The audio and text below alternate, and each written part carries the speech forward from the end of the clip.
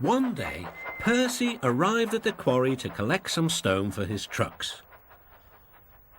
Snow and frost lay everywhere. There was not a sound to be heard.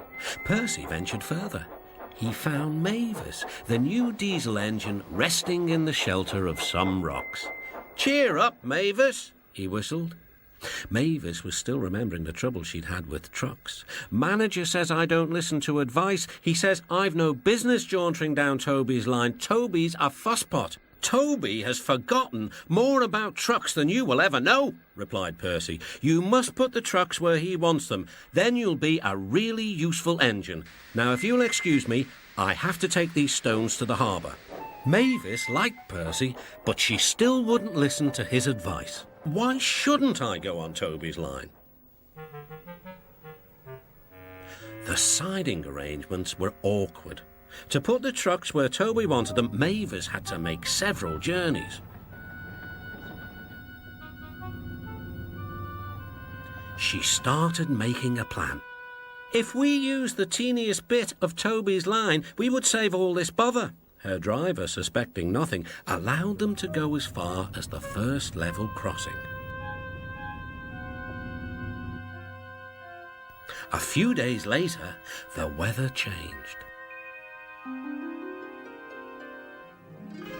As the snow melted, the quarry grew busy again. Some trains were so long that Mavis had to go beyond the level crossing. Now for her plan. She would go further down the line without it seeming her fault. "Can you keep a secret?" she asked the trucks. "Yes, yes, yes," they chattered.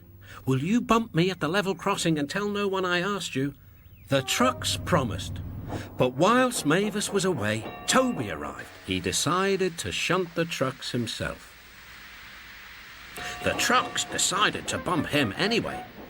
They reached the level crossing and Toby's brakes came on. This was the signal for the trucks. On, they yelled. Toby was away with the trucks screaming and yelling behind him. No one realised that melted snow had turned a stream into a torrent and the bridge above it was about to collapse. The rails were now like a tightrope across the thundering water.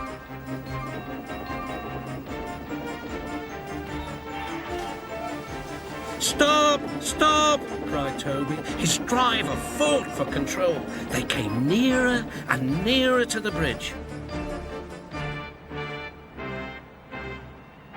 The driver braked hard. Toby stopped, still on the rails, but with his wheels treading the tightrope over the abyss.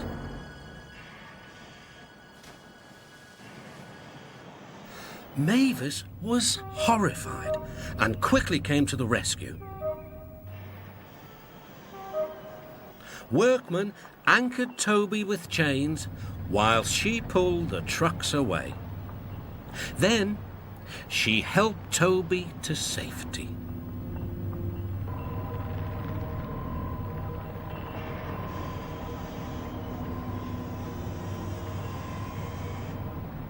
"I'm sorry about the trucks," said Mavis. "I can't think how you managed to stop them in time."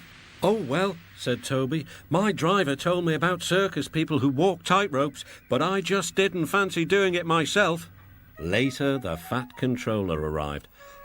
"A very smart piece of work," he said. "Mavis, you did well too, I hear." It was my fault about those trucks, sir," she faltered. "But if I could..." "Could what?" "Come down the line sometimes, sir. Toby says he'll show me what to do." "Certainly," replied the Fat Controller, "if your manager agrees." And so it was arranged. Now Mavis is as happy as can be, and the Fat Controller thinks she's really useful indeed.